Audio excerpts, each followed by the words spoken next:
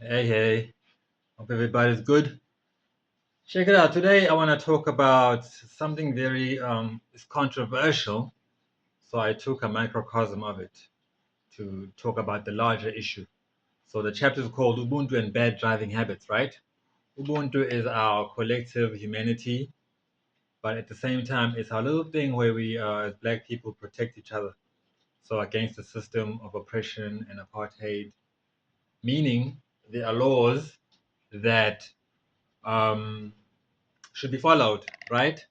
Laws that were made since the beginning of colonization and just the occupation of Africa, of South Africa, and including apartheid.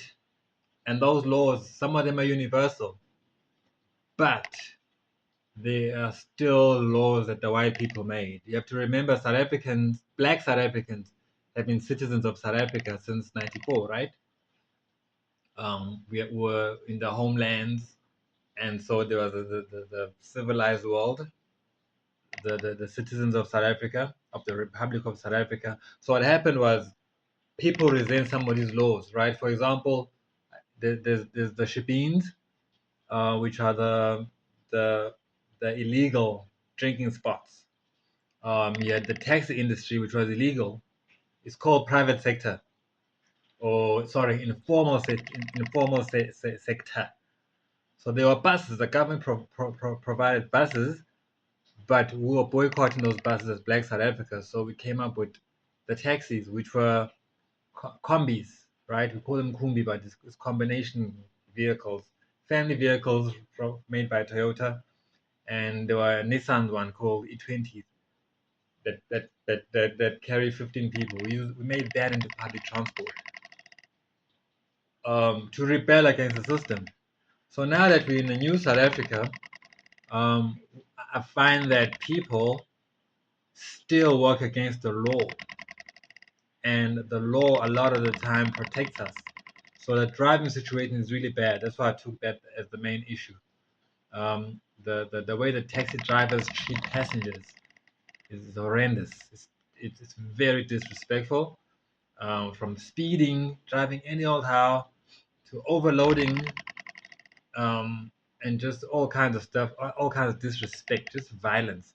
If someone doesn't pay, if the guy cannot find who didn't pay, the taxi stops, we all get punished because one person didn't pay, things like that, right?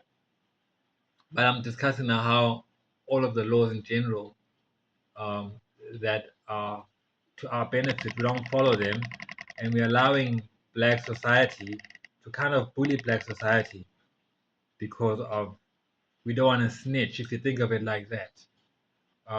Snitch culture in the States is about obviously the underworld mustn't work with the police, with law enforcement. But a lot of the times, like if you look at the Bloods and the Crips and the black gangs, you look at the Mexican gangs or the black and brown gangs, it's against the white system, the white America system. So there's that situation as well, where it's like you're selling us out to the white people. I think 50 Cent is dealing with that issue right now.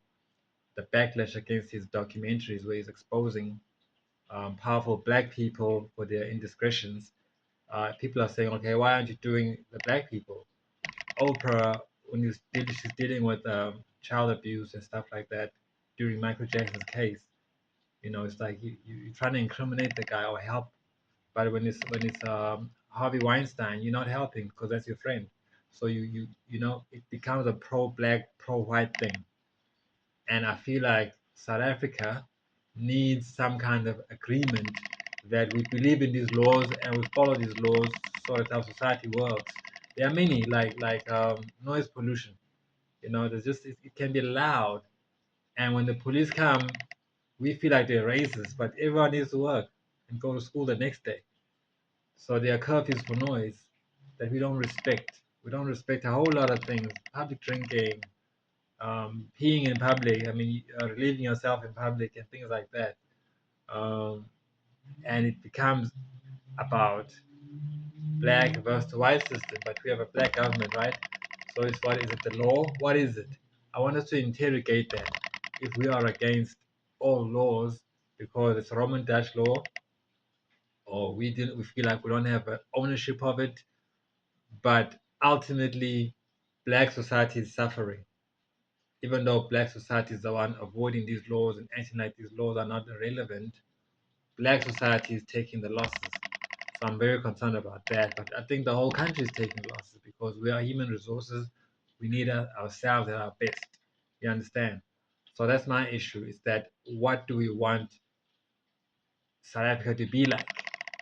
What do we feel is going to work for us that we all agree about, so that we have a functioning society where we at least know that that is wrong and we should all um, call it out for being wrong, versus saying, oh, it's a brother, you know?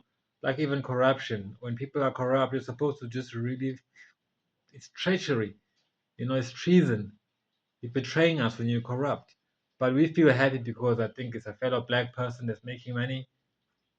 I don't know. Even though they're underpaying other black people. So we need to really think about these things, you know? So I call it Ubuntu and bad driving habits, but there's a larger issue there going on.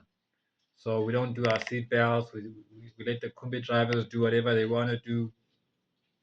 The speeding, the drunken driving, um, you know, and the bribing of police, things like that, you know, things we do. And I feel like we're just going against the constitution and the laws of the country. So do we feel like we didn't agree with them? Then if so, then let's get involved and shape the laws and agree. We might end up with the same laws, but at least we'll agree that this is how we feel. And then everybody won't feel like some kind of traitor when they complain about ill treatment, which is rife. It's really bad. Definitely, especially in the public transport industry. All right, then. Thank you. Hopeful South African. Much love. Peace.